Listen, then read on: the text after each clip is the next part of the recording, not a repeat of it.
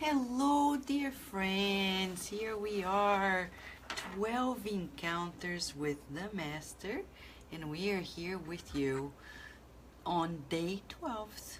We got the 12 encounters, and this is a special one because today is Easter. Yes, today is Easter, and for us Spiritists, it's all about the meaning behind it. Of course, it's not about chocolate. It's not about the bunny, though they are cute. What is it all about? It's about Jesus coming back in spirit body. Yes, resurrection does not actually exist in the sense of dying and coming back in the body. He came back spiritually speaking. Yes, his spiritual body, and he came back to tell us not only that life goes on, but he will never abandon us. He is committed to the depth of his heart to being with us until the end of times, meaning it's not gonna end. It means until we raise ourselves above. Oh yes, and he's a brother of ours, and we're gonna celebrate today by being together in this last encounter of this series by studying a message that defines exactly why he came here. Chapter 30th from the book Contos e Apólogos. Hopefully I'm not mistaken. If I am, I will correct myself later. But we are here connected with you at Kardec Radio, making sure that everything is in place. Meanwhile, chapter 30th, the mistaken scribe. Yes, the mistaken scribe is about the core message of why Jesus came here, why he came in the flesh, and why he returned in spiritual body and never let us go. Yes, he's never gonna let us go.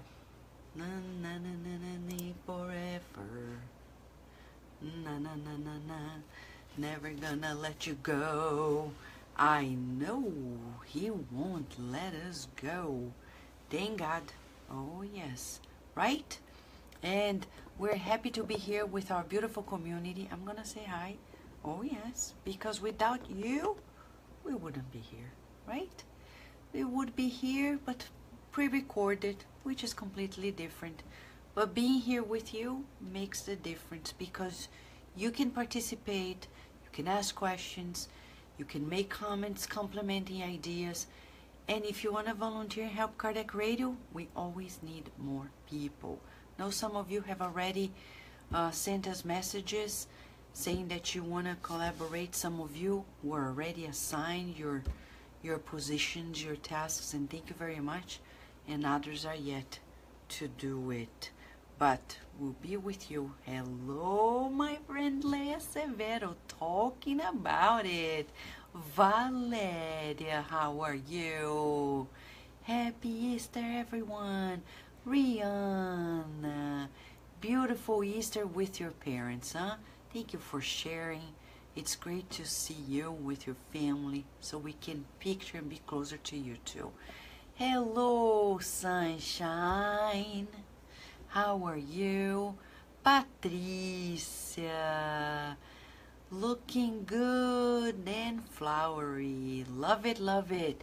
And here we have Adilson, faithful servant of God. Adilson. Allow me to say this, Adilson, with all the kindness of my heart. Duska, how are you? Welcome, welcome, Carol. Carol McIlvain, thank you so much for joining us and being here. And Mercia, how are you? Directly from Brazil, the beautiful Belo Horizonte. We love Belo Horizonte. And Danny and Erica, you are here. Yuppie! Yes, I know, Sunshine, we're counting on you. as soon as April 18th is over, I'll be able to talk to each one of you, especially Sunshine, giving your feedback about the much that is to be done. By the way, April 18th, National Day of Spiritism. It's actually international, but Josiah Korngold had this inspiration to make it our National Day of Spiritism here in the United States, and why not? Why not? We owe so much to Spiritism. We owe the new perspective of life that makes us feel different and changed, right? Better every day? Right. Rudy. Oh, thank you, Rudy, for sharing your blessings as well. Ready? In this 12th encounter, Brother X, Humberto de Campos, really tells us all what it is all about. I think today the therapeutic conversation goes to the core of where we've been this far. We need to ask ourselves. The Mistaken Scribe, chapter 30th. The Master was in Peter's house, and in several places around the lake, the good news was being spread out. Jesus' words were remarked as if he were an unknown prince called to restore the nation. If he appeared in public, Jesus would be appointed as a revolutionary in the process of raising the flag of old claims. When he was in the domestic sanctuary, he would receive courteous and inquiring visitors. Not only came to consult him the ones who had libertarian principles, but also those who, inflated with superiority, came to discuss the problems of faith. Pause for 1 second. Let us go back. This happened to the Master. People would come and take their own conclusions about who he was, what purpose he served on the earth. Do you think people do it differently regarding us? No. They look at us and they define this person this person. I'll give you an example. I remember when many people used to ask Chico Xavier, Divaldo Franco, if Divaldo was the continuation of Chico Xavier's works. People have this need to label, to sometimes label to the point of segregation, unfortunately. And that is ancient. Why? Because it's a mechanism of defense of the mind. People feel the need to label others, to feel secure, like, oh, I figured you out. I know who you are, you're this. Almost like that, Mini, Winnie, Miny, Mo, catch a tiger by the toe. You are not it, you're it. You know, that children's song. I know it's a game, but it's almost like that childlike mind. You need to label, you're it, you're not it. But we're often mistaken. In this Mini, Winnie, Miny, Mo, people were considering Jesus a revolutionary. Wrong. They were considering him the one who was gonna save people. Wrong. He is guide and model. But the question is, do I do the same with people? Because even in the Spiritist movement, we have that. People look at somebody, oh, this person is going to be continuing that person's work. People even saying, Chico Xavier, the reincarnation of Allan Kardec. For God's sakes, why do we need this information? If it were so relevant, wouldn't Chico Xavier have revealed in paper form? Yes. If it's not, if Emmanuel never signed this, it's because it's irrelevant. Whatever is relevant is there. And this is nothing personal to many friends of mine who believe that, but it's irrelevant. It's not going to make you and I any better if this is a continuation of that. Because the point here is not to revolutionize a society, but the inner. Are you ready for the inner revolution? Ooh, that's the call. The inner revolution. Inner. The inner. It's inside of us. Inner. Inner revolution. It's not outer. No? Aw. Seriously. The mistaken scribe. It was then that the scribe, Dayton, approached Jesus with certain familiarity, handling voluminous roles, keeping airs of mystery in the secretive and malevolent word.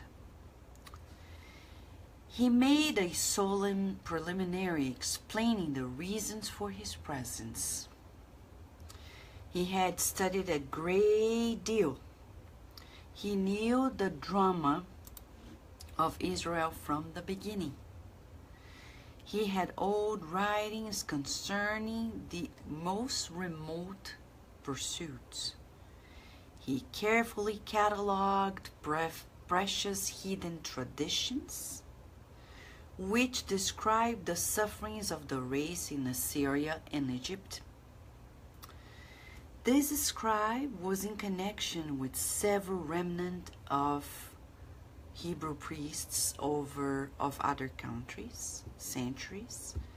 He argued, learned and insightful about the past of Moses and Aaron in the homeland of the Pharaohs. And he gathered new knowledge concerning the land of promise. So he was a scholar. He was a scholar. Respected scholar. And he came to see Jesus. Okay? So we've been studying. I'm not saying we're scholars, but we want to see Jesus. What is going to be our approach? What is going to be our approach? In virtue of the innate intelligence with which he knew how to deal with the problems of revelation, he was willing to cooperate in the reestablishment of the truth. Not only intended he to contribute with the inflamed verb, but also economically, financially, in the summary banishment of all the explorers of the temple. After a detailed exposition, which the Lord heard in silence, the enthusiastic scribe added, "Master, would the need for the reform of faith be indisputable?" "Yes," Jesus confirmed, without comments. Stop for a moment. This man comes and is very talkative. He's like, tuk, tuk, tuk, tuk, tuk, tuk, tuk. And he's talking, ideas and ideology, and Jesus is silent. Have you observed in our 40 days with the Master, 12 encounters with the Divine Friend, the trait of silence? He's the opposite of what people imagine in a Master.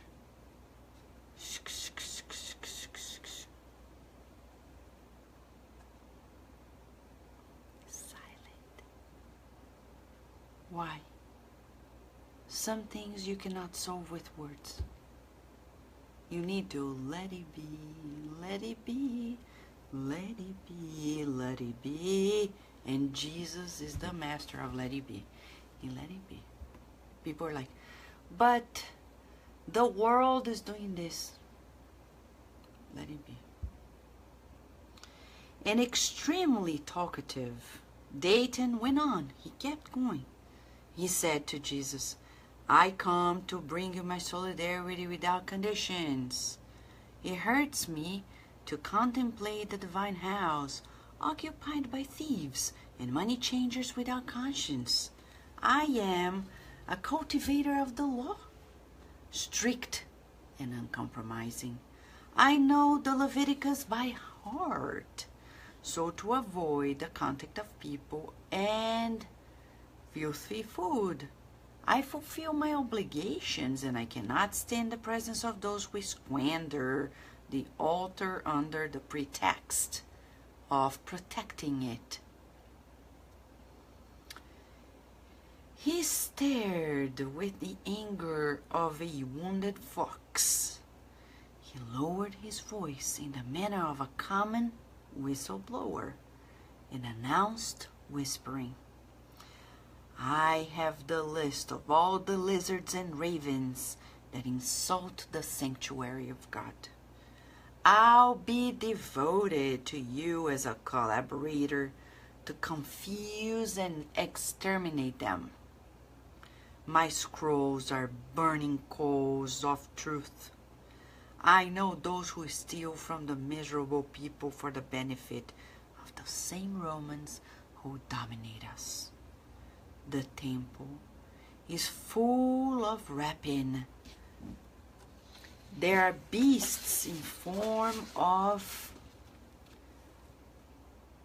human form that devour the riches of the Lord, reading sacred texts.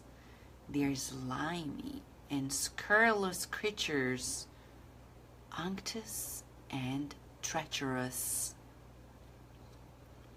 The Christ listened without any word to show his displeasure. You see, Jesus was silent. He didn't emit a word of displeasure. What a master! What a master! Non-verbal lessons. I'm learning. Yes, a lot. He's teaching us. Let people be. But he's not despising the scribe. He's respecting. But he's not judging. That's why he doesn't say a word, doesn't express any displeasure. Inebriated with slander. You see, slander inebriates us. You can tell when people are used to slandering others, it's like a habit, an addiction. They drink, they get drunk out of talking about people. The visitor unfolded one of the scrolls. Look what this man did, the scribe, the scholar. He had a list of all the people who were religious, but they were not doing well. He had a list of their deeds. And he said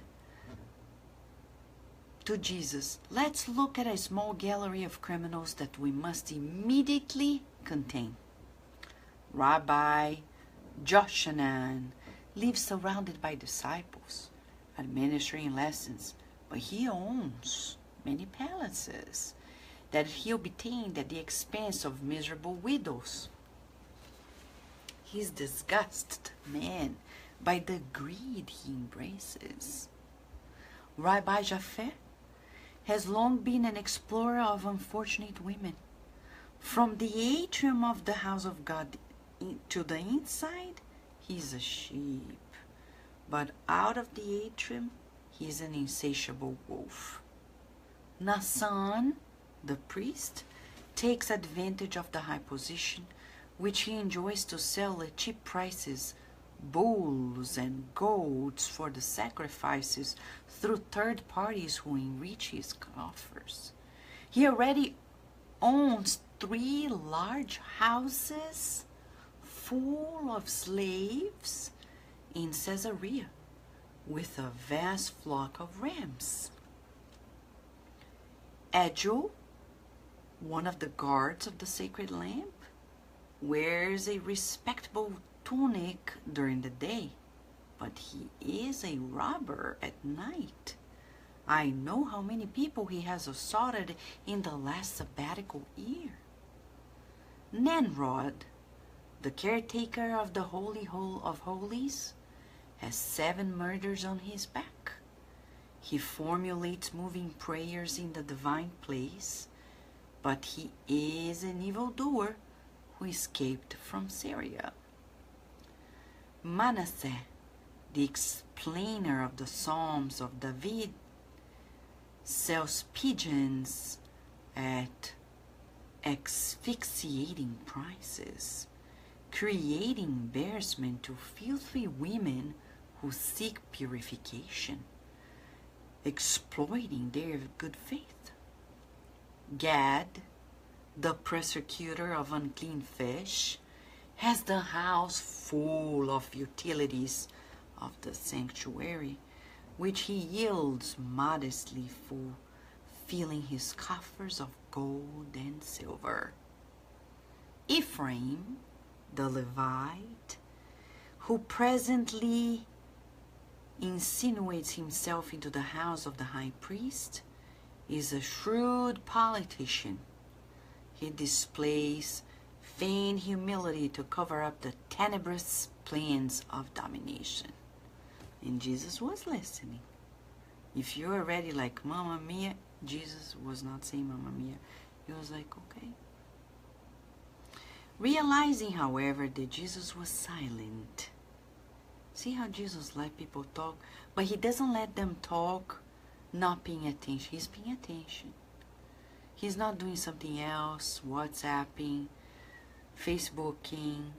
No, Jesus was not multitasking while listening to people. He was like really mindful. He's the master. But the man, seeing that Jesus was silent, he interrupted himself, looked at Jesus with disappointment, and concluded, Lord, accept me in the ministry. I am ready.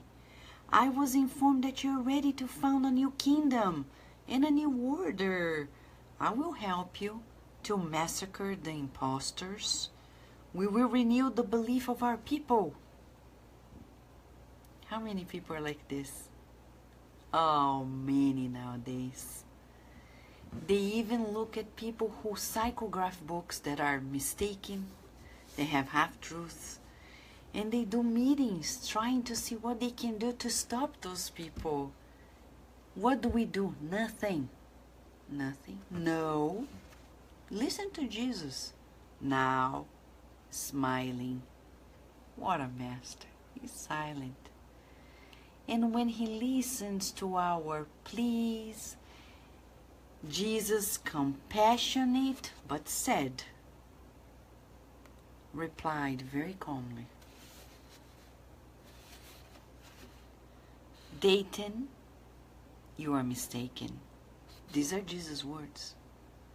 Calmly, he said, Dayton, you are mistaken, as it happens to many others. The good news is one of salvation. I do not look for either informers or executioners, always valuable in the courts. We are simply seeking men and women who wish to love our neighbor and help them in the name of our Father so that we may become better to one another. When the scribe listened to that, serene and persuasive, very convincing, the master was going to continue, but the eloquent scribe, so deep in the knowledge of the lives of others, rolled up the scrolls hurriedly, wrinkled his yellow lips with useless wrath, anger, and left through the door without looking back.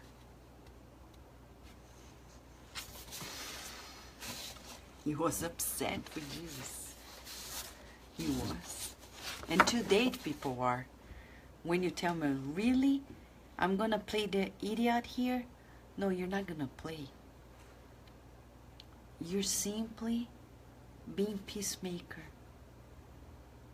But you're really playing the peacemaker. But what if people think of this and that and the other about me? That's their problem. So why did Jesus come back? A day after the Passion, he showed himself in spiritual body. Why? To tell us that everything he had advised us is for real. That we shall never forget. That he is admitting us. We are simply seeking, and still is, men and women who wish to love our neighbor, to help them in the name of our Father, so we may become better to one another. Are we doing that? After these 12 encounters, where are we, friends? Let us think for ourselves for a moment. Scale 0 to 10, don't go away. Let's stay here. Let's stay together. Loving you, whether times are good or bad, happy or sad. Hey, hey, hey. Let's stay together for the lesson. What's your answer to the question? What's your answer to the question? Scale 0 to 10. Where are you in regards to loving the neighbor and making ourselves better to one another? Are we better to one another? Remember when Mentor Joseph was explaining to us that we are, more than anything, a vibrational message to one another? What kind of vibrational message have you been in people's lives? Is that a pleasant one or unpleasant one? A happy one, not happy one? I know when we didn't know this much, we were not aware, but now we know. You are a living vibrational message in people's lives. It's beyond your clothes. It's beyond what you say. It's about this vibrational imprint. Do you want to be a comfortable vibrational imprint? That doesn't mean you're going to agree with people. Because like children love parents and educators who love them and discipline them. They feel secure. People feel more secure when you look at them in the eye, not necessarily give them what they think they want, but what they actually need. And sometimes what they need is a no. No, thank you. Can we do this? No, thank you. But with a smile, with kindness. When they know that you're being sincere, you don't agree, but you don't create a fight. No, we're not going to create wars.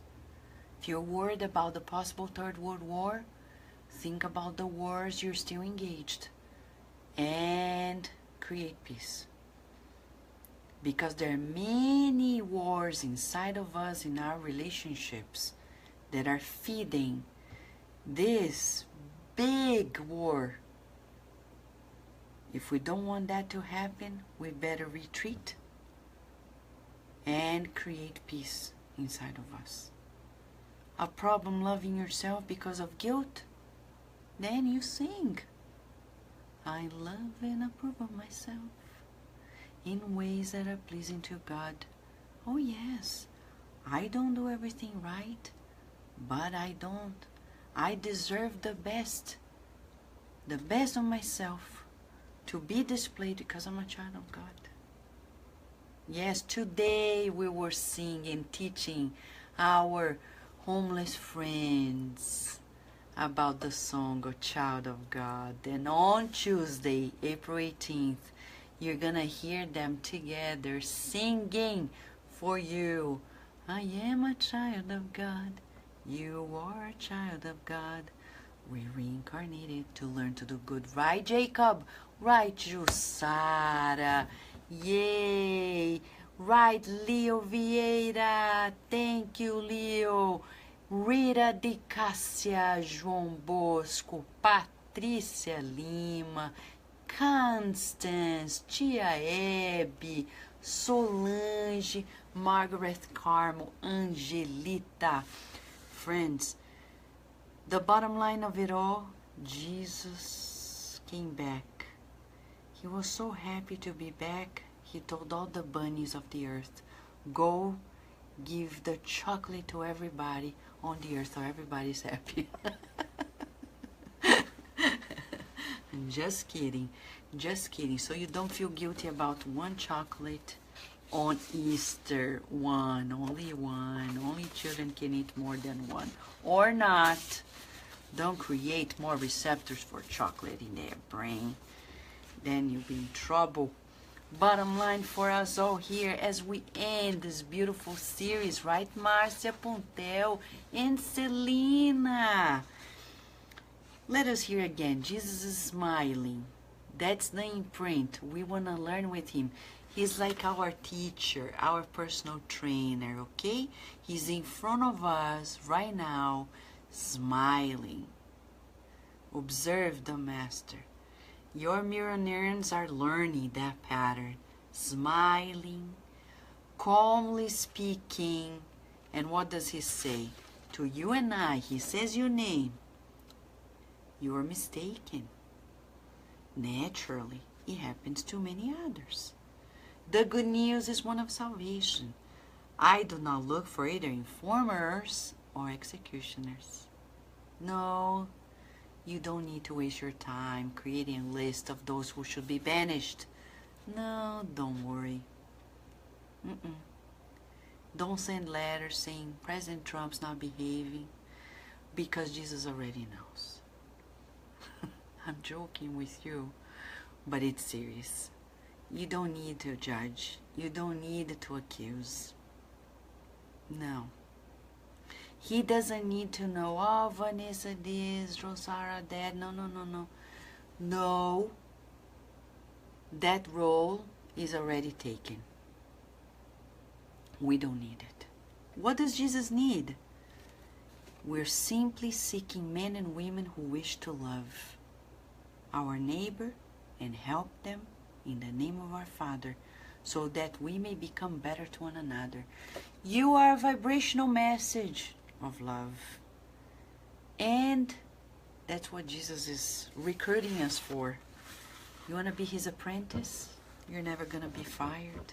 That's a sure thing. Have you heard him firing anyone? Never. The real master never fires anyone. Once you're an apprentice, you will be an apprentice forever. All you need to do is refine the performance that he is dictating to us. Shall we? Yes? What about tomorrow? What's happening? Stay with Jesus tonight. I'll share with you, friends. Thank you, Leah, for asking. I'll share with you in a day what's going to happen next. Shall we? Yes? Just stay with Jesus tonight. Stay with him. He's smiling at you. He's smiling at all of us. And he is inviting you, saying, we are simply seeking men and women who wish to love our neighbor and help them in the name of our Father, so that we may become better to one another. Go, beautiful vibrational messages of God. You are a child of God. After these 12 encounters, have we become better to one another? We hope so, right? So rejoice, because after all, we are the children of God. We are the children of God. We've reincarnated to learn to do good, and we hope we're learning. Big hug of gratitude A big kiss. Happy Easter with Jesus. Go. Go love your neighbor. I will do too. Love you too. Thank you, Rudy. And until soon.